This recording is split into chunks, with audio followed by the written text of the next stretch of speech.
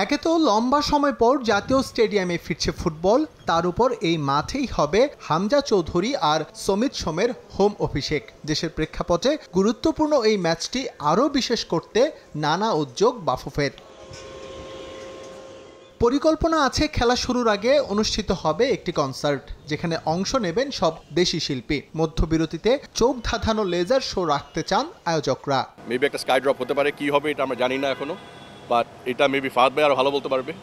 In the mean time স্টেডিয়ামের ভিতরে আমাদের একটা কনসার্ট হবে, প্রি গেম কনসার্ট হবে, আর হাফ টাইমে একটা লেজার শো বা একটা মিউজিক্যাল শো করবো আমরা।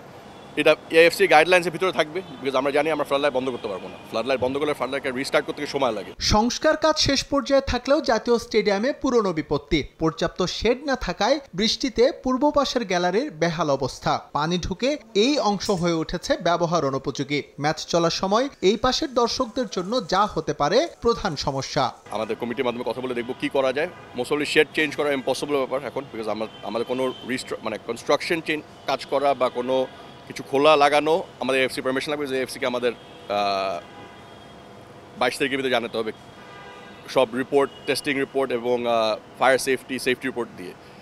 যদি পানি পড়ে ওখানে আমরা চেষ্টা করবো ইমিডিয়েটলি একটা টেম্পোরারি সলিউশন দিতে, যেন যদি জুনে 10 তারিখে বৃষ্টি পড়ে ওই সাইটটা যেন এফেক্টেড না হয়। তবে সুখবর হলো সংস্কারের পর ফুটবল পিচের ড্রেনেজ ব্যবস্থায় এসেছে পরিবর্তন। ভারী বৃষ্টি হওয়ার পরও আউটফিল্ড থেকে পানি সরে গেছে বেশ দ্রুত। ভারী বৃষ্টির পরেও কিন্তু আমাদের ফিল্ড পানি অবজর্ভ করতে পেরেছে, প্লাস ড্রাই থাকতে পেরেছে। সো আমরা বিশ্বাস করি, যেটা অতীতে আমরা দেখেছি ফ্লাডিং হয়ে যেত, খেলা চালাতে পারতাম না, খেলার মাঝখানে বল আটকে যেত, এটা ইনশাল্লাহ আগামী 10 তারিখ জুনের খেলাতে যদি বৃষ্টি হয়ও আমাদের খেলা চলবে।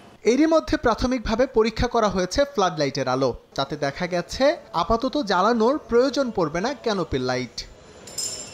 S M Iqbal, Somoy Sangbad, Dhaka.